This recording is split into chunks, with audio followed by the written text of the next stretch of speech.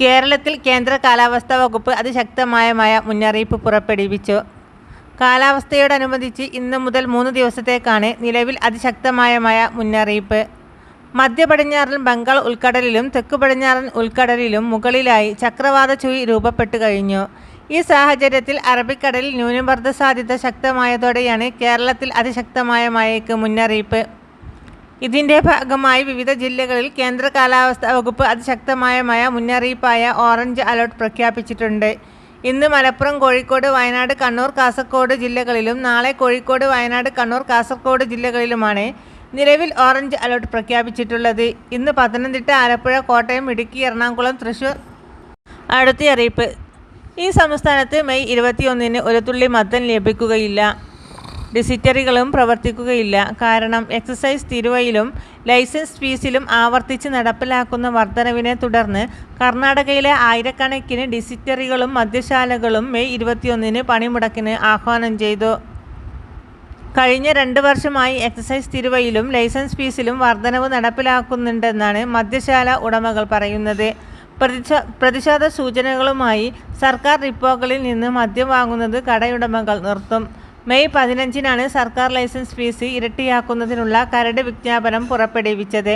Karnataka wine national restaurant association of India, Karnataka brewery and distilleries association എന്നീ സംഘടനകളാണ് സർക്കാർ തീരുമാനത്തിൽ പ്രതിഷേധവുമായി രംഗത്തെത്തിയത്. ബുധനാഴ്ച മുതൽ സംസ്ഥാനത്ത് എല്ലാ മദ്യശാലകളും അടച്ചിടാനാണ് തീരുമാനം.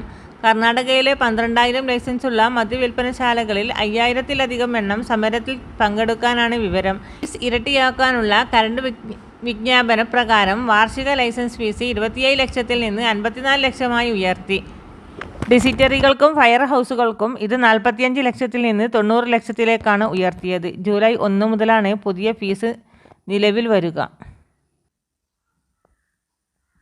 ആവർത്തിച്ചുള്ള വർധനവ് കാരണം പല മദ്യശാലകളും അടച്ചുപൂട്ടലിൻ്റെ വക്കിലാണ്. കൂടാതെ ഉപഭോക്താക്കൾക്ക് ഉയർന്ന വില കൊടുക്കേണ്ട സ്ഥിതിയിലേക്ക് എത്തുമെന്നും ഇവർ വ്യക്തമാക്കി. കഴിഞ്ഞ സാമ്പത്തിക വർഷത്തെ കുറവുകൾ നികത്തുന്നതിന് വേണ്ടിയാണ് ഈ വർഷം ഫീസ് എന്ന് എക്സൈസ് ഉദ്യോഗസ്ഥർ പറയുന്നു. സർക്കാരിന് തീരുമാനമെടുത്തെന്നും എക്സൈസ് വകുപ്പ് അത് നടപ്പിലാക്കുമെന്നും അദ്ദേഹം പറഞ്ഞു. 2024-25 സാമ്പത്തിക വർഷത്തിൽ വരുമാന ലക്ഷ്യം 38,525 കോടിയായിരുന്നു. എന്നാൽ 35,530 കോടി മാത്രമാണ് പിരിച്ചെടുക്കാൻ സാധിച്ചത്. പുതിയ ലൈസൻസ് ഫീസ് വർധനവ് ബഡ്ജറ്റ്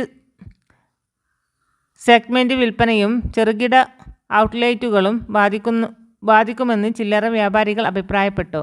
വർദ്ധിച്ചു വരുന്ന ചെലവുകളും ഉപഭോക്താക്കളുടെ എണ്ണത്തിലുണ്ടാകുന്ന കുറവുകളും കാരണം കഴിഞ്ഞ വർഷം ബംഗളൂരുവിൽ 40-ലധികം പമ്പുകൾ അടച്ചുപൂട്ടി.